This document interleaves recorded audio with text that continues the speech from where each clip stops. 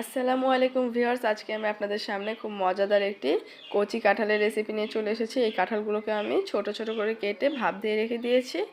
এখানে আমি পেঁয়াজ কুচি, কাঁচামরিচ চিরা, জিরা বাটা, আদা বাটা, রসুন বাটা আর ধনিয়া বাটা নিয়ে নিয়েছি। এখানে আমি আরও কিছু পেঁয়াজ কুচি করে কেটে রেখেছি, এটা আমি তরকারিতে ব্যবহার করব। আর এখানে আমি ছোট এলাচ, গোলমরিচ, লং, দারচিনি নিয়ে নিয়েছি। দারচিনির ভিডিওটা স্কিপ হয়ে গেছে। আর এখানে আমি লাল মরিচের গুঁড়া নিয়ে নিচ্ছি। এই রান্নাটা খুবই সাধারণ, কিন্তু আপনারা চাইলেই অনেক মজাদার করে এই রান্নাটা আপনারা করতে পারবেন। এখানে আমি তেল নিয়ে নিচ্ছি, তেলের মধ্যে কাঁচামরিচ দিয়ে দিচ্ছি। আপনারা স্বাদ মতো ঝালটাকে কমিয়ে বা বাড়িয়ে নিতে পারেন।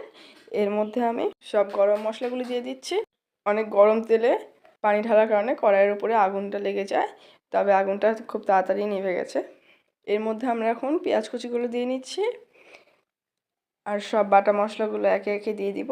আর রান্নাটা একটা শিল্প, যা আমরা একটা সাধারণ সবজিকেও অনেক মজাদার করে রেসিপি তৈরি করতে পারি। সরি, আমার গলায় ঠান্ডা লাগছে আর আমি ছোট, তো তাই হয়তো কথাগুলি অস্পষ্ট শোনাচ্ছে। আগের ভিডিওগুলোতে এরকম হয়েছে। আমি চেষ্টা করব আগামী ভিডিওগুলো আরও সুন্দরভাবে উপস্থাপন করার। তো এখন আমি এর মধ্যে মরিচের গুঁড়া দিয়ে দিচ্ছি 1 চামচ, হাফ চামচ হলুদের গুঁড়া দিয়ে মশলাটাকে ভুনে নিব। আর এর মধ্যে আমি 1 চামচ লবণ দিয়ে নিচ্ছি। এইটাকে গ্রেভি করে ভুনতে হবে। এইটা ভুনা হয়ে গেলে এর মধ্যে আমরা সিদ্ধ করা কাঁঠালটাকে দিয়ে দিব।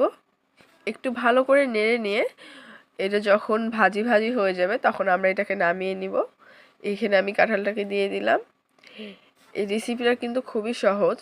আর এটাকে আমরা হালকা আঁচে নেড়ে চেড়ে নিব। এইটাকে একটু সময় নিয়ে নাড়তে হবে। আর এই যে দেখুন আমাদের ভাজিটা হয়ে গেছে, এটাকে এখন আমরা নামিয়ে নেব।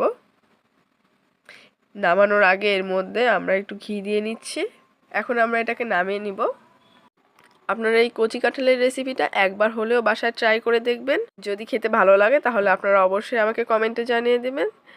আর প্লিজ প্লিজ আমাকে একটা সাবস্ক্রাইব করে দিবেন। দেখুন কালারটা কত সুন্দর হয়েছে। এটা গরম ভাত রুটির সাথে খেতে আমার খুবই ভালো লাগে। প্রচণ্ড এই গরমে আল্লাহ পাক আমাদের সবাইকে হেফাজত করুক। আবার দেখা হবে নতুন কোনো রেসিপি নিয়ে। ভালো থাকবেন। আল্লাহ হাফেজ।